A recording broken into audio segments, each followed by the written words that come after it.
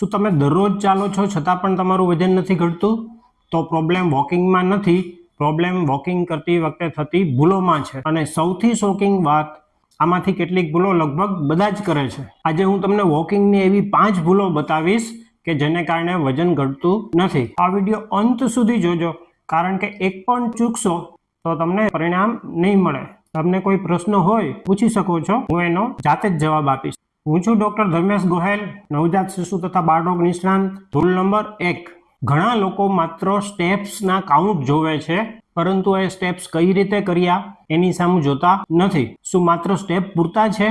Step ગણવા જરૂરી છે, પરંતુ આ સ્ટેપ કઈ રીતે પૂરા કર્યા એ વધુ મહત્વનું છે. તમે કટકે 4-5 હજાર સ્ટેપ્સ ચાલો તેના કરતા તમે એકધારા 5000 સ્ટેપ ચાલો તો એ વધુ સારું છે. આનાથી તમને વધુ ફાયદો થાય છે. સ્ટેપ્સના માત્ર નંબર નહીં, સ્ટેપ્સની ક્વોલિટી પણ મહત્વની છે. જો આ માહિતી તમને ઉપયોગી લાગી હોય તો જમણી બાજુ કોર્નરમાં નીચે સબસ્ક્રાઇબનું બટન છે, એ દબાવીને મારી ચેનલ ચોક્કસથી સબસ્ક્રાઇબ કરી લેજો. વજન ઘટાડવા માટે જો તમારે વધુ ટિપ્સ જોઈતી હોય તો કોમેન્ટ સેક્શનમાં મને યસ એવી કોમેન્ટ ચોક્કસથી કરજો. પણ હવે સૌથી સામાન્ય ભૂલ કે જે લોકો વોકિંગ પછી કરે છે. ભૂલ નંબર 2, ઘણા લોકો વિચારે છે કે આજે હું 30 મિનિટ ચાલ્યો તો થોડું એક્સ્ટ્રા ખાઈ લઈએ, અને લોકો વોકિંગ પછી પોતાની મનગમતી ભાવતી વસ્તુઓ આવું વિચારીને ખાઈ લે છે. ઘણા લોકો આઈસ્ક્રીમ, કેક વગેરે જેવી પોતાની મનગમતી વસ્તુઓ વોકિંગ કર્યા પછી ખાઈ લે છે. અને ઘણીવાર શું થાય, વોકિંગમાં જેટલી કેલરી વાપરી હોય એના કરતાં વધુ કેલરી લોકો વોકિંગ પછી લઈ લેતા હોય છે, અને એને કારણે વોકિંગનો કોઈ જાતનો ફાયદો થતો નથી. શું તમે પણ વોકિંગ પછી રિવોર્ડ આપો છો?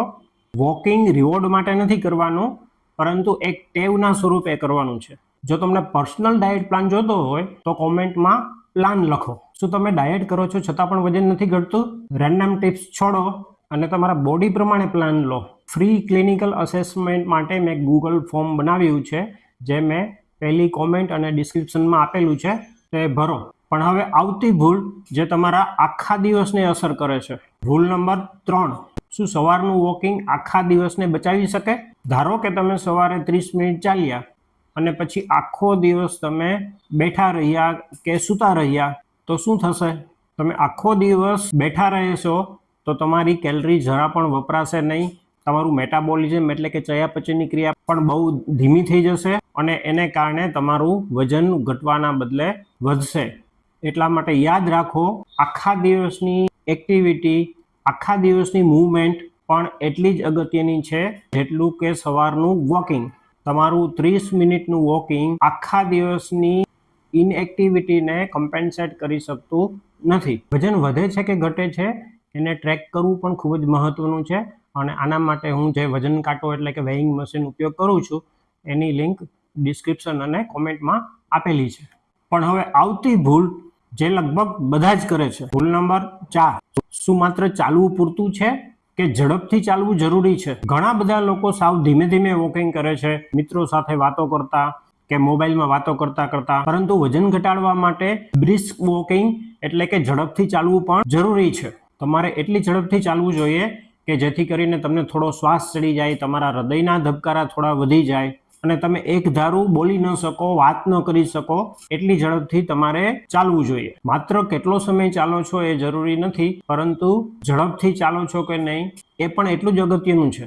ગયા રવિવારે મેં વિડીયો અપલોડ કરેલો હતો, જેમાં મેં સમજાવેલું હતું કે કઈ 5 હેલ્ધી ગણાતી વસ્તુઓ તમે ખાવાનું બંધ કરશો તો તમારું વજન ઘટશે.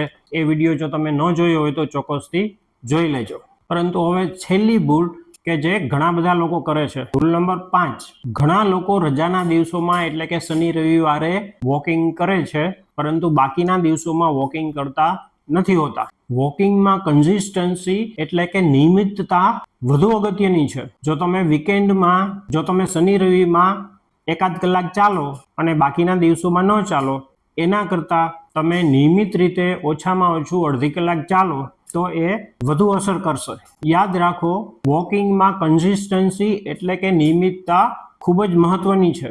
રોજનું અડધી કલાકનું વોકિંગ માત્ર શનિ રવિના 1 કલાકના વોકિંગ કરતાં વધુ અસર કરશે. યાદ રાખો, વેઇટ લોસ એ કોઈ સ્પ્રિન્ટ નથી, પરંતુ મેરેથોન છે. તો વોકિંગ એ કોઈ ખરાબ નથી. જો તમે યોગ્ય રીતે વોકિંગ કરશો તો તમારું વેઇટ લોસ ચોક્કસ થશે. વોકિંગ એ કોઈ ખરાબ નથી, પરંતુ વોકિંગ કરતી વખતે થતી ભૂલો તમારું રિઝલ્ટ ધીમું કરી દે છે. આ 5 માંથી તમે કઈ ભૂલ કરતા હતા તે મને કોમેન્ટમાં ચોક્કસ જણાવજો. યાદ રાખો, માત્ર ચાલવાથી નહીં પરંતુ સાચી રીતે ચાલવાથી ફરક પડે છે. જો આપને વિડીયો ગમ્યો હોય તો ચોક્કસથી લાઈક કરજો અને આવા જ પ્રકારના વિડીયો માટે મારી ચેનલને સબસ્ક્રાઇબ કરવાનું ન ભૂલતા. નમસ્કાર મિત્રો.